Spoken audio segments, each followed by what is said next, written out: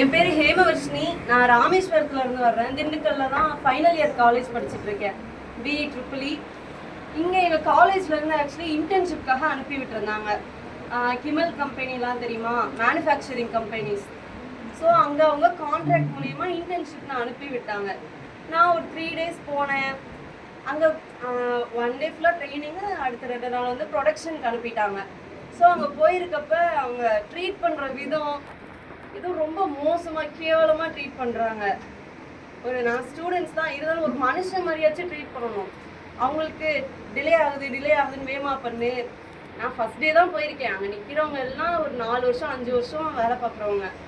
அவங்க ஸ்பீடுக்கு என்னைய பண்ணுன்னு சொல்லிட்டு அதோட நான் ஒரு 3 daysலேயே நின்றுட்டேன் கம்பெனிலேருந்து. நான் எங்கள் மேம்கிட்ட சொல்கிறேன், மேம் இந்த மாதிரி இருக்கு மேம், என்னால் முடியல, உடம்பு சரியில்லை அப்படின்னு சொன்னால், காசு கொடுக்குறாங்கல்லப்பா பண்ணி தான் ஆகணும், 15,000 ஸ்டைஃபன் கொடுக்குறேன்னு சொன்னாங்க.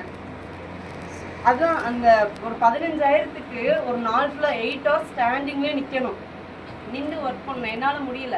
அதோட நான் கம்பெனிலேருந்து நின்றுட்டு வேறு இன்டர்ன்ஷிப் தேடிட்டு இருந்தேன். தேடினப்போ தான் பிஜியில் தான் என்னோட ரூம்மேட் தான் ஹர்னி. நானும் அவங்களும் சேர்ந்து ரயில்வே ஸ்டேஷன் வந்தப்போ தான் ஒரு பேம்ப்ளெட் மூலிமா நாங்கள் ஃபியூச்சர் இந்தியாவுக்கு வந்தோம். இங்கே வந்ததுக்கப்புறம் ஒரு கன்ஃபியூஷன் எல்லாருக்குமே இருக்கும். வந்தப்போ இது உண்மைதானா, இது பொய்யா, இந்த மாதிரி எல்லாருக்குமே இருக்கும். அப்போ ஃபஸ்ட்டு நாங்கள் 2 பேரும் தான் ஒன்றா வந்தோம். எனக்கு என்னன்னா ஒரு கனவு இருக்கு. எனக்கு வந்து நார்மலாக ஜாப்ஸ் போயிட்டு இந்த மாதிரி இருக்கக்கூடாது. எனக்கு வந்து பில்லியனியர் ஆகணும்னு ஒரு ஆசை. பில்லியனியர்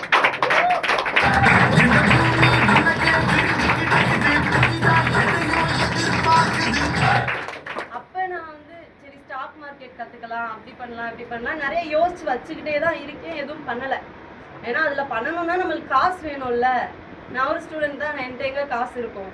அப்போ நான் தேடிட்டு இருக்கப்போ தான் ஃபியூச்சர் இந்தியா வந்தேன். என்னடா இதெல்லாம் உண்மைதானா, நடக்குமா அப்படின்னு அப்பயே நான் ஜாயின் பண்ணிட்டேன் அந்த வந்த நாள். அதுக்கப்புறம் ஃபுல்லாக ஒரே கன்ஃபியூஷன் இந்த மாதிரியே இருக்குது. இதில் ஸ்பெஷல் தேங்க்ஸ் சொல்லணும் Sasi sir, Uma ma'am, Naveen sir, 3 பேர் உட்காந்து. சசி சார் ஆப்போனன்ட் டீம் கூட பார்க்காம உட்காந்து அவ்வளோ டீட்டெயிலாக கிளியராக எக்ஸ்பிளைன் பண்ணுறாங்க எல்லா ஒரு விஷயமும். உமா மேமாக இருக்கட்டும், நவீன் சார், எல்லாருமே அவ்வளோ கிளியராக எக்ஸ்பிளைன் பண்ணுறாங்க. இப்போ கெஸ்ட்லாம் வந்துட்டுமே சில பேர்லாம் போயிடுவாங்க. அப்போலாம் டவுன் ஆகாதீங்க, உங்களால் முடியும், நீங்கள் அவங்களுக்கு வாய்ப்பு தான் கொடுக்குறீங்க, ரொம்ப மோட்டிவேட் பண்ணாங்க. ஒரு இடத்துல கூட டவுன் ஆக விடலை. அதுக்கப்புறம் வீட்டு நாமே யோசிச்சு பார்த்தேன். நான் எப்படின்னா எங்கள் வீட்டில் வந்துட்டு நான், எங்கள் அம்மா, எங்கள் அக்கா எல்லோரும் இருப்போம். எங்கள் ஊரில் எப்படின்னா பொண்ணுங்களெல்லாம் அவ்வளோலாம் படிக்க வைக்க மாட்டாங்க. மேக்ஸிமம் கவர்மெண்ட் ஸ்கூலில் தான் போக வைப்பாங்க. வீட்டு வேலையை பார்க்க சொல்லிடுவாங்க, எல்லாம் கல்யாணம் பண்ணி கொடுத்துருவாங்க. எங்கள் மம்மி எப்படின்னா அவங்களுக்குன்னா ஒரு சேலை கூட எடுக்க மாட்டாங்க, அவங்களுக்குன்னு எதுவுமே பண்ணிக்க மாட்டாங்க. எங்களை படிக்க வைக்கிறதுலையே எல்லாம் போயிடுச்சு. அப்போ எங்கள் அக்கா ஐடியில் ஒர்க் பண்ணுறாங்க, 3 வருஷமாக ஒர்க் பண்ணுறாங்க, 30,000 தான் வாங்கிட்டு இருக்காங்க. அவங்களுக்கு இன்க்ரிமெண்ட்டும் இல்லை. அவங்களும் எனக்கு காலேஜ் ஃபீஸ் கட்டணும், எல்லாத்துக்கும் சேர்த்து அவங்க படித்தது வேற, பார்க்குற வேலை வேற. ஸோ குடும்ப கஷ்டத்துக்காக அவ்வளோ பண்ணுறாங்க.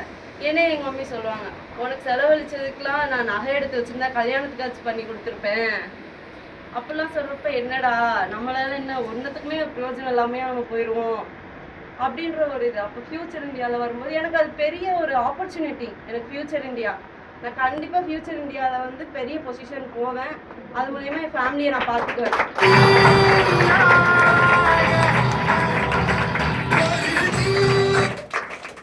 கண்டிப்பா அந்த பொண்ணுடைய ஆசைகள் கனவுகள் ஃபியூச்சர் இந்தியா மூலியமா நிறைவேறும், நிறைவேற்றி காட்டிய தீர்வோம் அப்படின்னு சொல்லி ஹேமவர்ஷினி, கரெக்டா?